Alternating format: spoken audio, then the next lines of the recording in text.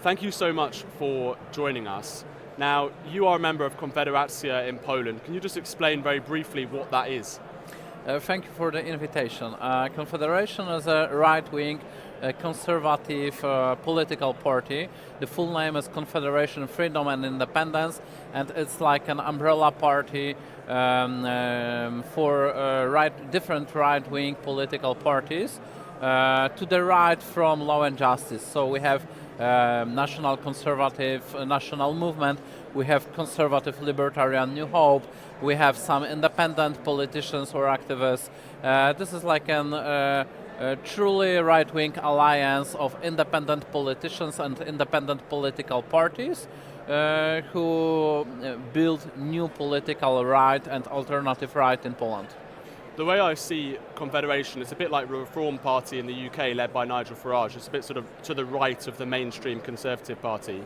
I think it's a good example of alternative right party. We have alternative right in all European countries, almost all.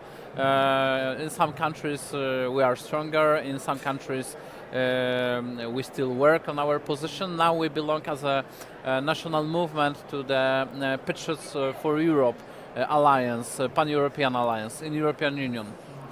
Do you believe migration, mass migration from Africa and Asia is a major threat to Poland? Unfortunately, yes. Unfortunately, yes. It already started. These are still not millions, rather thousands. But, for example, news from yesterday was that police arrested one Nigerian man who stabbed in a gym another young man for no reason. So, and this is unfortunately not the only one news like that. Now we have statistics of crimes from police, and on the first place we have Georgian people. There are many Georgian immigrants. I have nothing against Georgian nation or Georgian state, but unfortunately their citizens almost 10% or more committed a crime in Poland, so it's very bad statistics. But we have nations also not from close to Europe, like Georgia or Ukraine. We have also some migrants from Africa, not so many, but it is starting, that the problem is starting. Now you're here in London today. Britain has experienced mass migration from all over the world. It's a very multicultural nation.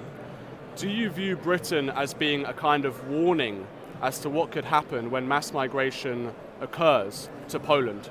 Yes, this is what we say in Poland in our speeches. Not only Britain, but this problem is in all old European Western countries like France, Germany. Germany is much closer to us, and the problem is also very big. So I think that we should be smart and we should learn on your problems, not developing bad policies in Poland to this extent as you have here. I also follow the news and the debate, for example, about border crisis. In Poland we have also border crisis created by Belarus, where they try to develop migration crisis, but artificial migration crisis, taking some migrants to Belarus and pushing them to our border.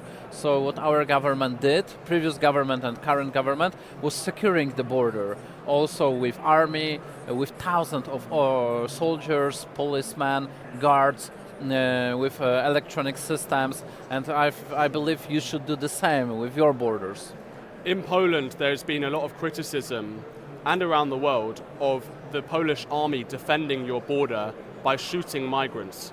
Do you think it's right that migrants who are trying to invade Poland should be shot by the Polish army, whether that's through rubber bullets or whatever else?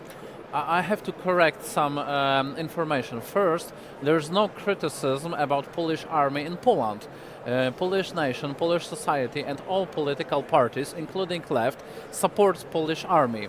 The criticism is only from very tiny group of NGOs supported from abroad, for example, from this American funds or by George Soros or people like that, who are far left organizations who try to develop human rights agenda to open border policy.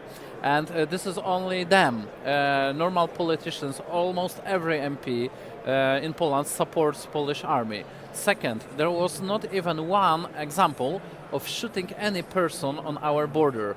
There was one example of stabbing Polish soldier by migrants and killing him, unfortunately. So we have one soldier killed on the border, but not even one migrant shooted by Polish police or Polish soldiers.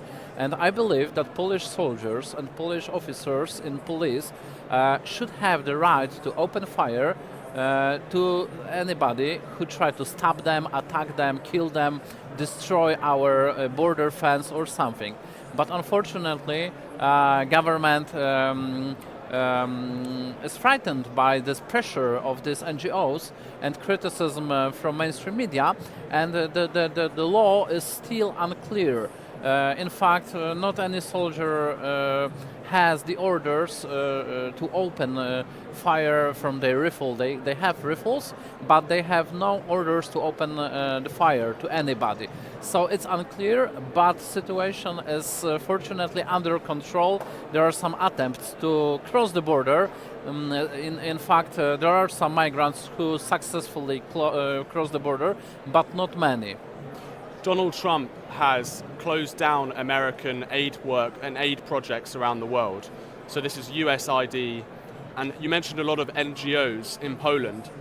How has Donald Trump's closing down of US aid impacted Poland's politics? For now, it's only a news in media. We don't know too much about this flow of money into our social life and social debate. But as in any other country, there are some NGOs or media outlets who publish statements that they have no money now. And now we know that it was the most important New Left online journal and organization. It was supported by these funds. It's like a neo-Marxist online journal in Poland. There are some LGBT organizations. They declared that they were funded and they are not anymore.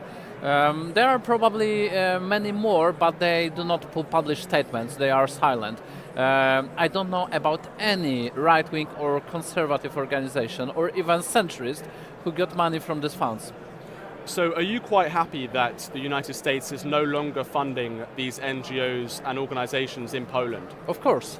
Of course. I think it's healthy to have debate on your own conditions. So I believe that our debate should be supported by our citizens, not shaped from abroad by the big influx of foreign money. And we had this for many years from Brussels, from European Union, and now we know from United States. The big donor for Polish NGO and debates are also German state-funded foundations. I believe that it should not be like that. 10 years ago, I proposed in Polish Parliament a law to prohibit supporting by the foreign money any political entities and or foundations, think tank, and so on. If you do charity job, you help people, it's okay. Maybe even religious initiative, it's okay. But if you want to influence the debate and politics, it should be permitted. In Poland, we have such a law that you can't fund the campaign from abroad, a political electoral campaign. But what is the difference between electoral campaign and campaign not during elections but political campaign? It's quite the same. And we have also campaign funded from abroad to support voting, yes? And some of them are negative campaign, for example, against Confederation. And I know from my colleagues in Hungary that it was the same there. A negative campaign funded from abroad was founded against right-wing parties. So it's clear evidence that we have foreign influence on our electoral process, and I believe it shouldn't be like that. And just finally, on the European Union, do you think that the European Union is handling the issue of J.D. Vance's speech well? Because we've seen J.D. Vance was criticizing the EU for attacking freedom of speech over its migration policies. Which side are you on? Do you support J.D. Vance or do you support the European Union? Of course, I support J.D. Vance and his message. What I said in weekend talk show in Polish media, that every Polish right-wing politician could develop the same speech there if he was invited for this conference, but they do not invite right-wing people from Poland for this Munich security conference.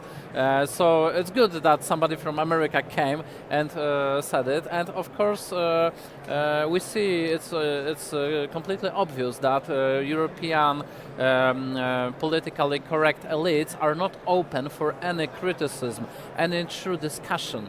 And it's typical, because it's always like that also in European Parliament. When you have some politically incorrect message, conservative, sovereignist, Christian, they always smile, they shake their heads, and they are closed. They don't want to discuss. They believe that they are only who are smart, who know everything, and we are stupid. And we know that it's completely opposite. Thank you so much for joining us. Appreciate your time. Thank you, and all the best for British nation.